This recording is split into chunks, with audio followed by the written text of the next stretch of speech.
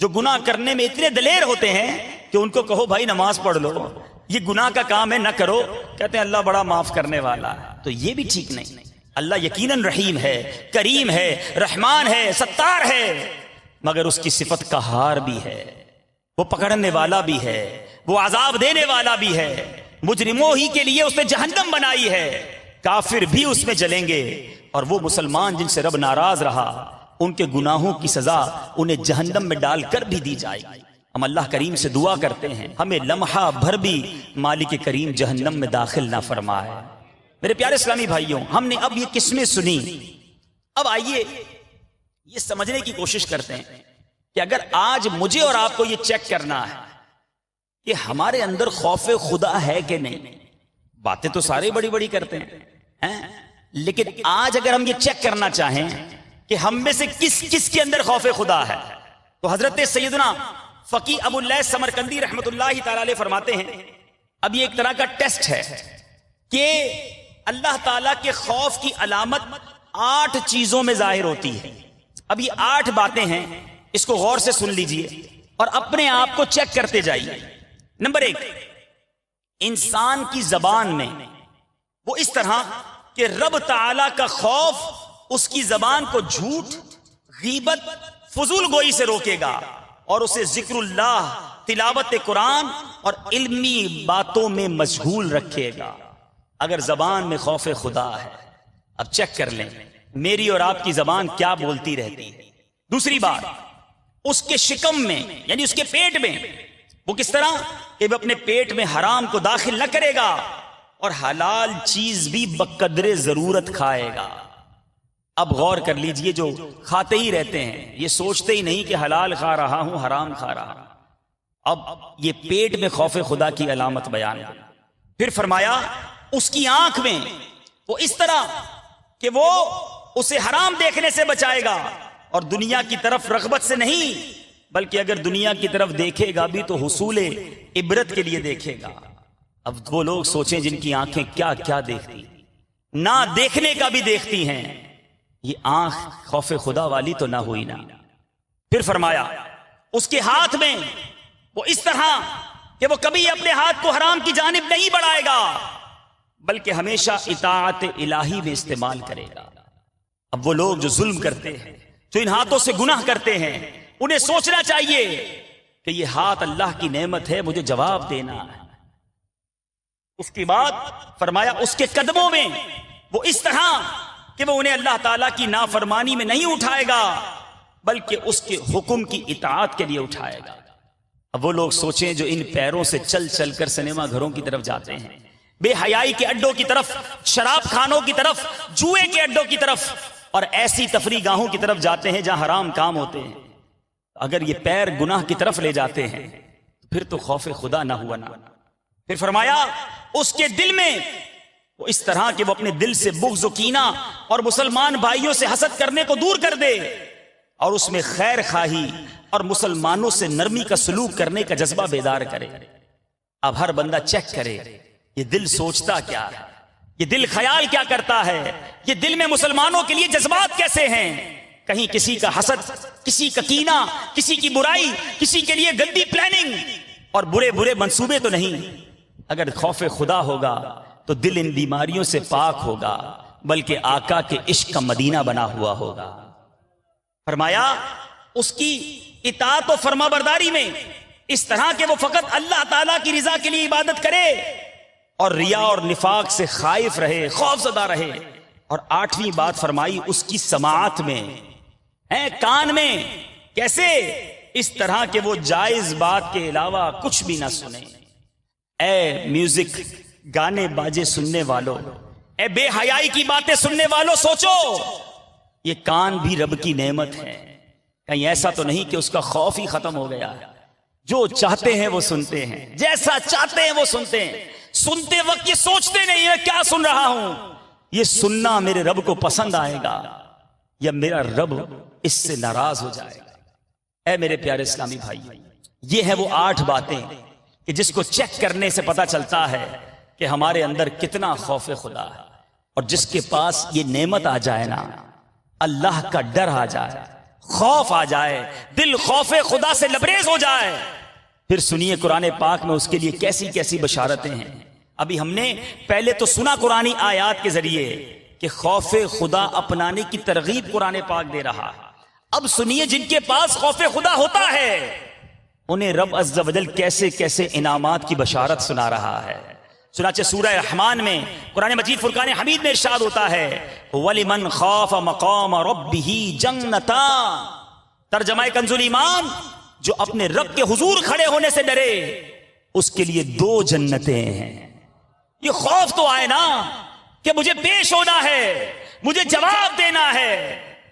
بچے ملتے ہیں کہتے ہیں امتحان ہو رہے ہیں، دعا فرما دیں ہم پاس ہو جائیں۔ ارے میں نے اور آپ نے بھی یہ اسٹوڈنٹ کا زمانہ گزارا ہوگا جب امتحان کے دن قریب آتے تھے، راتوں کو نیند نہ آتی تھی، ٹینشن بڑھتی چلی جاتی تھی، ہم نے بھی دعائیں کروائیں کہ دعا کر دیں امتحان میں ہم پاس ہو جائیں۔ جس کا جب امتحان قریب آتا ہے اس کی ٹینشن میں اضافہ ہوتا چلا جاتا ہے۔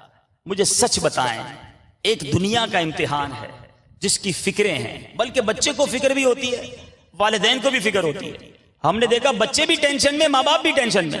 ارے بھائی چلو کہیں چلتے ہیں قافلے میں، نہیں جناب وہ بچے کا امتحان ہے۔ ارے بچے کا امتحان ہے، آپ کا تھوڑی ہے، نہیں ہم نے بھی تیاری کروانی ہے، پوری فیملی انوالو ہے ایک بچے کو امتحان پاس کروانے کے لیے۔ میں سوال کرتا ہوں آپ سے، اگر امتحان میں فیل ہو گیا تو کیا ہوگا؟ میکسیمم کیا ہوگا؟ 1 سال اسی درجے کو دوبارہ پڑھنا پڑے گا، ایسا ہی ہے۔ ایک تو بات یہ پتہ چلی، دنیاوی امتحان میں فیل ہونے کے بعد 1 سال اس پڑھائی کو دوبارہ کرنا پڑے گا۔ دوسرا، اس امتحان کی ڈیٹ ڈیسائیڈڈ ہے، پہلے سے پتا ہے آپ کو کہ فلاں مہینے کی فلاں تاریخ کو امتحان ہوگا، آپ 2 مہینے 3 مہینے پہلے سے تیاری شروع کر دیتے ہیں، ٹھیک ہے جناب۔ تیسری بات، اس امتحان کو اگر کوئی بندہ 1-2 پیپر میں فیل ہو جائے تو سپلیمنٹری ضمنی امتحان بھی ہوتا ہے، چلو بھائی دوبارہ ایک بار پیپر دے دو تاکہ تمہیں موقع دیا جاتا ہے پھر پاس ہو جاؤ، ایسا ہی ہے۔ اب اور پھر چوتھی بات، اس امتحان کا جواب تلاش کرنے کے لیے، سوال تلاش کرنے کے لیے بڑی کوششیں ہوتی ہیں۔ 5 سالہ گیس پیپر، اسی طرح پتہ چل جائے یار پیپر میں سوال کون سے آئیں گے، بڑی کوششیں ہوتی ہیں بھائی کہیں سے پتہ چل جائے، ورنہ 5 سالہ پیپر لے کے بیٹھا ہوگا بندہ، یار انہی میں سے کوئی سوال آ جائے گا۔ تو اسٹوڈنٹ کے یہ تمام معاملات ہم سب نے دیکھے ہیں۔ اب ذرا آئیے آخرت کے امتحان کی طرف۔ ایک امتحان میرا اور آپ سب کا قبر میں ہونا ہے، ٹھیک ہے؟ کس کو فکر ہے، کس کو ٹینشن ہے؟ کوئی ایک دن ایسا گزرا کہ رات نیند نہ آئی ہو؟ جب اسکول کا امتحان قریب آیا تھا تو رات نیند نہیں آئی تھی۔ قبر کے امتحان کے لیے کوئی ایسی رات گزری میری اور آپ کی زندگی میں کہ میں ہر بڑا کر اٹھ بیٹھا ہوں کہ میں نے جواب دینا ہے، میں نے قبر میں امتحان سے گزرنا ہے۔ اے میرے پیارے اسلامی بھائیوں، کیا اس امتحان کے لیے کبھی ٹینشن ہوئی، کبھی تیاری کا سوچا؟ دنیا کے امتحان کے سوالوں کی تلاش ہے، ارے قبر اور قیامت کے امتحان کے سوالات تو نبی پاک نے پہلے ہی بتا دیے ہیں۔ یہ پیپر تو پہلے ہی آؤٹ ہے، کس نے جواب یاد کی، کس نے اس کی فکر کی؟ ارے دنیا کے امتحان دے دیں اور غلطی ہو جائے تو پھر سپلیمنٹری کا موقع ملتا ہے، اس میں بھی فیل ہو جائے تو 1 سال دوبارہ پڑھنا پڑتا ہے۔ قبر کا امتحان وہ ہے میرے پیارے اسلامی بھائیوں جس میں فیل ہو جائیں تو کوئی سپلیمنٹری نہیں، دوبارہ نہیں پوچھیں گے فرشتے من ربک کا، ما دینک کا، ما کنت تقول فی حق ھذا الرجل، نہیں، ایک ہی بار پوچھنا ہے، جس نے صحیح جواب دینا ہے۔ دنیا میں امتحان دیتے ہیں تو کئی مہینوں بعد پیپر کا جواب آتا ہے، رزلٹ آتا ہے۔ ارے یہاں تو لوگ رشوت دے کر رزلٹ بھی بدلوا لیتے ہیں، ادھر جواب دیا، قبر میں ادھر رزلٹ اناؤنس ہو جائے گا۔ جس نے صحیح جواب دیے، اللہ جس سے راضی ہو گیا، اس کی قبر جنت کا باغ بنا دی جائے گی، اس کو انعام اسی وقت دے دیا جائے گا۔ نم کا نومت العروس، سو جا کے جیسے دلہن سوتی ہے اس کا مجدہ سنا دیا جائے گا۔ اس کی قبر کو جنت کے باغوں میں سے ایک باغ اور تا حد نگاہ وسیع کر دیا جائے گا۔ اور جو اس امتحان میں فیل ہو گیا، موقع نہیں ملنا دوبارہ جواب دینے کا، کوئی دیر نہیں لگے گی رزلٹ آنے میں، نہیں، ادھر رونگ جواب دیے، اللہ ناراض ہوا، قبر میں سانپ اور بچھو آ جائیں گے، اسی وقت رزلٹ آ جائے گا، جہنم کا گھڑا بنا دی جائے گی۔ اے دنیا کے امتحان کے لیے ڈرنے والوں، اے دنیاوی امتحان کی تیاریوں میں مصروف رہنے والوں، اے میرے وہ اسٹوڈنٹ اسلامی بھائیوں اور ان کے گھر والوں، ارے اس امتحان کی اتنی فکر ہے آپ کو اور مجھے، اپنے آخرت کے امتحان کی فکر کیوں نہیں ہے؟ ہمیں یہ خیال کیوں نہیں ہے کہ مجھے اللہ کی بارگاہ میں پیش ہونا ہے؟ میں نے جو کچھ کیا ہے، میں نے جو چھپ کر کیا ہے، لوگوں سے چھپا کر کیا ہے، مجھے اس کے سامنے کھڑے ہو کر جواب دینا ہے۔ ہم نے قرآن پاک کی آیت سنی کہ جو یہ ڈرتا ہے وَلِمَنْ خَافَ مَقَامَ رَبِّهِ جَنَّتَانِ، جو اپنے رب کے حضور کھڑے ہونے سے ڈرے اس کے لیے 2 جنتیں ہیں۔ کیا ہمیں یہ خوف ہے کہ میں فیصلہ کرنے والے خدائے احکم الحاکمین کی بارگاہ میں پیش ہوں گا اور مجھے جواب دینا پڑے گا؟ ہم جمعہ کے خطبہ میں پیارے اسلامی بھائیوں ہر بار ایک حدیث پاک بار بار سنتے ہیں۔ ایک تو ہمیں عربی آتی نہیں اور اس کا ترجمہ بھی ہمیں سمجھ آتا نہیں، لیکن ہمیں گویا یہ خطبات رضویہ میں بار بار یاد دلایا جاتا ہے۔ امام صاحب پکارتے ہیں عن النبی صلی اللہ علیہ وسلم البر لا یبلا والذنب لا ینسا والدیان لا یموت اعمل ما شئت کما تدین تدان۔ اس کا ترجمہ کیا ہے؟ میرے آقا فرماتے ہیں البر لا یبلا، فرمایا نیکی پرانی نہ ہوگی، والذنب لا ینسا، اور گناہ بھلایا نہ جائے گا۔ آج میں تو بھول گیا میں نے کتنے گناہ کیے ہیں، آج آپ بھی بھول گئے آپ نے کتنے گناہ کیے ہیں، مگر یاد رکھو والذنب لا ینسا، گناہ بھلایا نہیں جائے گا۔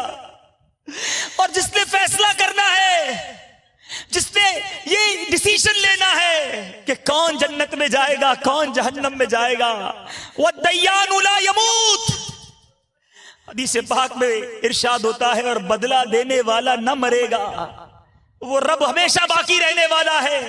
اعمل ما شئت کما تدین تدان، میرے آقا فرماتے کر جو کچھ چاہے، جیسا کرے گا بدلہ دیا جائے گا۔ آج جو کرنا ہے کر لو، یہ کیوں نہیں سوچتے ہمیں اللہ کی بارگاہ میں پیش ہونا ہے؟ حرام کمانے والا سوچے آج بینک بیلنس بڑھا لو، ایک دن آئے گا جب رب کو جواب دینا پڑے گا۔ آج حرام دیکھنے والا سوچے جو دیکھنا ہے دیکھ لے، اعمل ما شئت کما تدین تدان، میرے آقا نے فرمایا جو چاہے کر لے مگر جیسا کرے گا ویسا بھرے گا۔ آج ظلم کرنے والا سوچے، آج بھتہ لینے والا سوچے، آج قتل کرنے والا سوچے، آج رشوت لینے والا سوچے تمہیں کوئی نہیں روک رہا، تم ظلم کرتے جا رہے ہو، آج بندہ کہتا ہے مجھے روکنے والا کوئی نہیں۔ ایک دن آئے گا جب تمہیں جواب دینا پڑے گا، اللہ کی بارگاہ میں پیش ہونا پڑے گا۔ اے دروازے بند کر کر کے گناہ کرنے والوں، اے لوگوں کے سامنے نیک نظر آ کر اکیلے میں برائیاں کرنے والوں، سوچو ہم نے یہ قرآن پاک کی آیت سنی کہ اس کے لیے 2 جنتیں ہیں جو اللہ کی بارگاہ میں پیش ہونے سے ڈرتا ہے۔ وَلِمَنْ خَافَ مَقَامَ رَبِّهِ جَنَّتَانِ، جو اپنے رب کے حضور کھڑے ہونے سے ڈرے اس کے لیے 2 جنتیں ہیں۔ مبارک ہو ان لوگوں کو جو متقی ہیں، جو رب سے ڈرتے ہیں، جو خوف خدا کے حامل ہیں۔ سنیے قرآن مجید میں ارشاد ہوتا ہے، کیسا مجدہ سنایا جا رہا ہے، بے شک ڈر والے باغوں اور چشموں میں ہیں۔ ایک اور جگہ ارشاد ہوتا ہے اللہ ڈر والوں کے ساتھ، کہیں ارشاد ہوتا ہے واللہ ولی المتقین، اور ڈر والوں کا دوست اللہ ہے۔ ارے ان کا دوست اللہ ہے، ان کے ساتھ اللہ ہے، انہیں جنت کی بشارتیں ہیں۔ ایک اور جگہ ارشاد ہوتا ہے ان اللہ یحب المتقین، بے شک پرہیزگار اللہ کو خوش آتے ہیں۔ اسی طرح میرے پیارے اسلامی بھائیوں، آج لوگ کہتے ہیں بڑی عزت والا ہے وہ شخص، کیونکہ اس کے پاس بڑا پیسہ ہے، وہ بڑی عزت والا ہے، اس کے پاس بڑی گاڑی ہے، وہ جناب بڑے عہدے پر رہتا ہے، اس کے پاس منسٹری ہے، اس کے پاس فلاں پاور ہے۔ سنو، اللہ کی بارگاہ میں عزت والا کون ہے؟ حقیقت تو یہی ہے نا کہ صحیح عزت والا، حقیقی عزت والا، حقیقی مقام والا وہ ہے جو اللہ کی بارگاہ میں عزت والا ہے۔ قرآن مجید فرقان حمید میں ارشاد ہوتا ہے، ان اکرمکم عند اللہ اتقاکم، ترجمہ کنز الایمان، بے شک اللہ کے یہاں تم میں زیادہ عزت والا وہ ہے جو تم میں زیادہ پرہیزگار ہے۔ کاش، اے کاش ہم ان متقی لوگوں میں شامل ہو جائیں، ہمارے دلوں میں بھی اللہ تبارک و تعالیٰ کا حقیقی معنوں میں خوف آ جائے۔ یہ جو پریشان گھومتے ہیں نا کہ رزق میں تنگی ہے، مصیبت میں گرفتار ہوں، نجات کو کوئی راستہ نہیں مل رہا، ایسا لگتا ہے مصیبتوں نے ڈیرا ڈال رکھا ہے۔ سنو سنو، قرآن مجید فرقان حمید میں اللہ تعالیٰ کیا ارشاد فرماتا ہے، وَمَن يَتَّقِ اللَّهَ يَجْعَل لَّهُ مَخْرَجًا وَيَرْزُقْهُ مِنْ حَيْثُ لَا يَحْتَسِبُ، ترجمہ کنز الایمان، اور جو اللہ سے ڈرے اللہ اس کے لیے نجات کی راہ نکال دے گا اور اسے وہاں سے روزی دے گا جہاں سے اس کا گمان نہ ہوگا۔ بس ڈر تو آئے نا، اللہ کا خوف تو آئے، اس کی بارگاہ میں پیش ہونے سے ڈر تو لگے۔ یہ بے خوفی اور یہ دلیری والی زندگی اچھی نہیں۔ اے میرے پیارے اور میٹھے میٹھے اسلامی بھائیوں، آئیے اب چند واقعات سنتے ہیں۔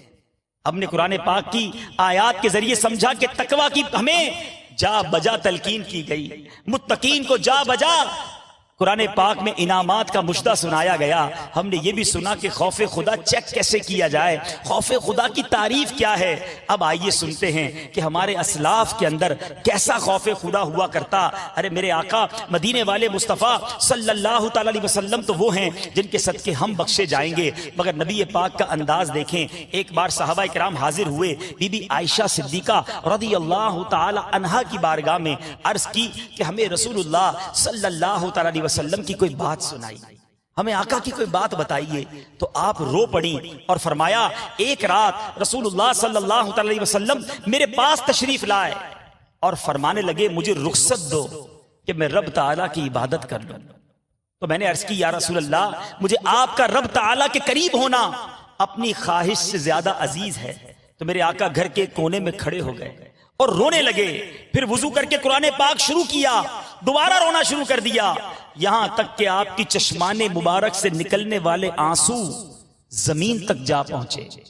اتنے میں حضرت بلال حاضر ہوئے، آپ کو روتے ہوئے دیکھا تو عرض کی، یا رسول اللہ صلی اللہ تعالی علیہ وسلم، میرے ماں باپ آپ پر قربان، آپ کیوں رو رہے ہیں؟ آپ کے تو سبب اگلوں اور پچھلوں کے گناہ بخشے جاتے ہیں۔ تو ارشاد فرمایا، کیا میں شکر گزار بندہ نہ بنوں؟